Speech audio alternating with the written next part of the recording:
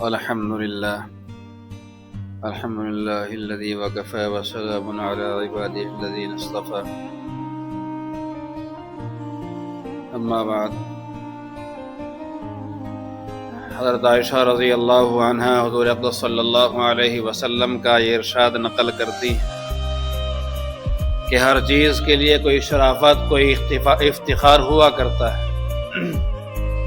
کیا فرماتی ہیں حضرت عائشہ رضی اللہ عنہا؟ حضور اقدس صلی اللہ علیہ وسلم کا یہ ارشاد نقل کرتی ہیں کہ ہر چیز کے لیے کوئی شرافت اور افتخار ہوا کرتا ہے جس پر وہ فخر کرتا ہے۔ کسی کے لیے جوان بیٹا اس کے فخر کا سبب بنتا ہے، کسی کے لیے پیسہ، گاڑی، بنگلہ، حویلی فخر کا سبب بنتا ہے، لیکن حضور اقدس صلی اللہ علیہ وسلم نے ارشاد فرمایا میری امت کی رونق اور میری امت کا افتخار قرآن شریف ہے۔ یعنی لوگ اپنے آباء و اجداد سے، خاندان سے اور اسی طرح بہت سی چیزوں سے اپنی شرافت اور بڑائی ظاہر کیا کرتے ہیں۔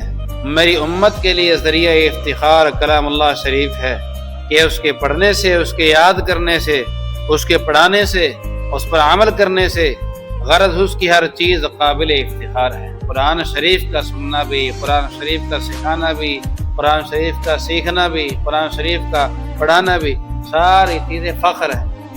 اور کیوں نہ ہو کہ اللہ تعالیٰ کا کلام ہے، آقا کا فرمان ہے، دنیا کا کوئی بڑے سے بڑا شرف بھی اس کے برابر نہیں ہو سکتا ہے۔ کوئی بھی چیز قرآن شریف کے برابر نہیں ہو سکتی ہے۔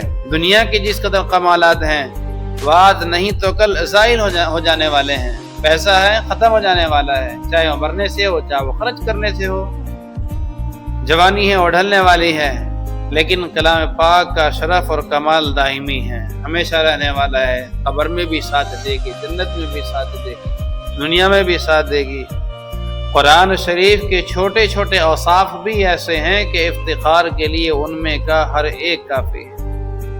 چاہے جائے کہ اس میں وہ سب اوصاف کامل طور پر پائے جاتے ہیں، جیسا کہ اس کے حسن تعلیف، حسن سیاق، الفاظ کا تناسب، کلام کا ارتباط، گزشتہ اور آئندہ واقعات کی اطلاع، لوگوں کے متعلق ایسے تعان کہ وہ اگر اس کی تکذیب بھی کرنا چاہیں تو قرآن کو جھٹلا نہ سکے۔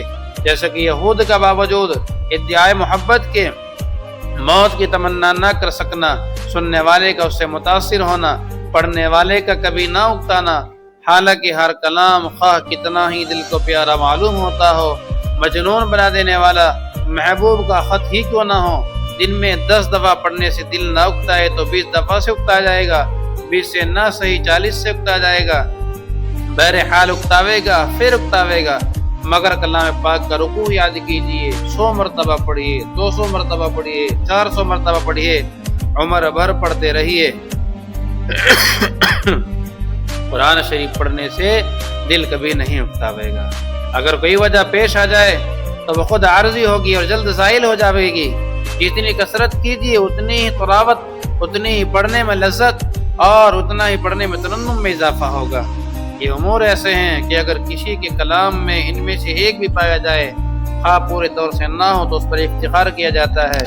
پھر جب کہ کسی کلام میں یہ سب کے سب امور اعلیٰ وجہ الکمال پائے جاتے ہوں تو اس سے کتنا افتخار ہوگا۔